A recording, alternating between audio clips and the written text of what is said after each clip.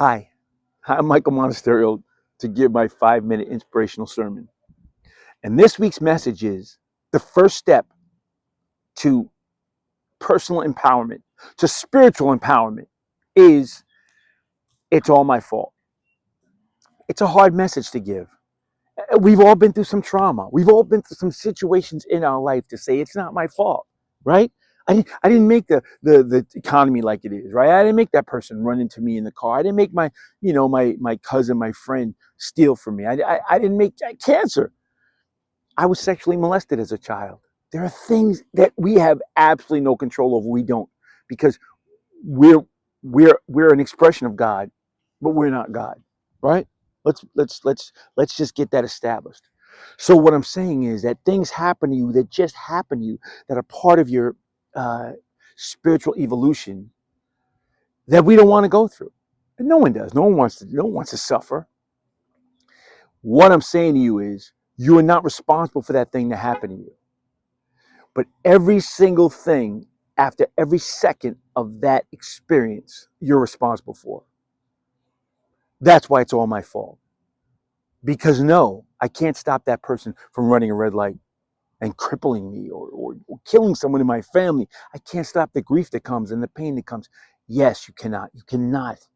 And I'm not here to say that. But what I am here to say is that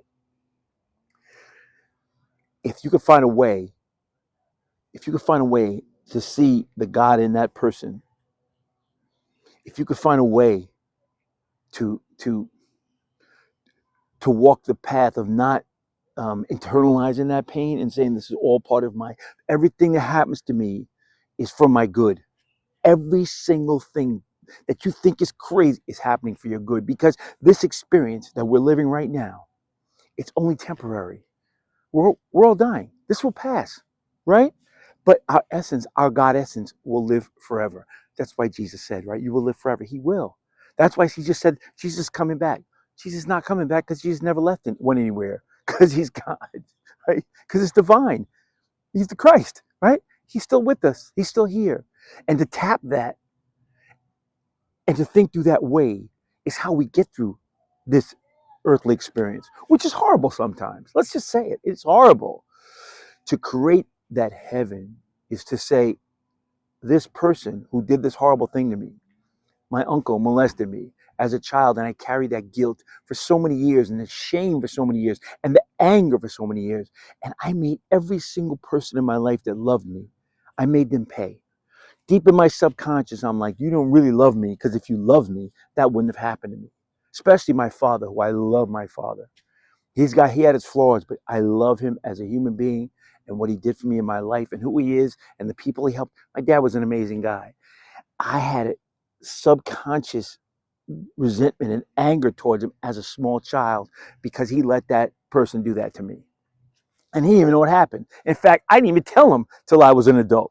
So he went my entire life till that point, not knowing why I was internally so angry at him or punishing him. He didn't know. Think about that. Once you're an adult and you see situations and trauma that has been in your life and people have done that, those are people that are going through their emotional evolution. And maybe they're not there yet. Maybe they're holding on to old resentments. Usually somebody who's a molester has been molested, right? Usually someone who was an abuser has been abused, usually. So they're carrying that thing that they, from their other life to you, and they're hurting you. They're reacting on fear because they don't know how to get out of it. They don't know how to stop that. They say cycle. They don't know how to stop it. So they're worse off than you are, in a sense. If you could find and see the God in that person, to let that go and say, yes, I haven't forgotten what you did. So if you're in a bad situation, you have to get out of it. But if you can emotionally let go of that thing and you can find the God in that person, as dark as what happened to you is, you free yourself. And once it's all my fault, I empower myself because I have a choice. I have a choice to continue to hate. I have a choice to continue to fear. I have a choice to continue to hold on to these things I've held on that have ruined so much of my life and robbed me of this life that I have. Because this life is meant for you to be whole and loving and peaceful and prosperous and joyful and exuberant. But you can't Do it holding on to all that old pain and hurt and resentment. How do you drop it? That's how you drop it. It was made for me to learn. I learned that lesson. Thank you. Thank you, God, for that lesson. Thank you, whoever that person is, for teaching me that important lesson. I'm not going to let you do it again. I'm not going to leave myself open. However, I certainly I forgive you. And I hope you get to your journey before you hurt yourself or rob any more life or hurt somebody else.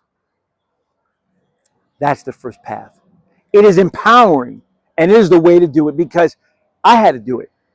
I'm sure you have things in your life that you have to let go of. Find that thing that has been stopping you and holding you.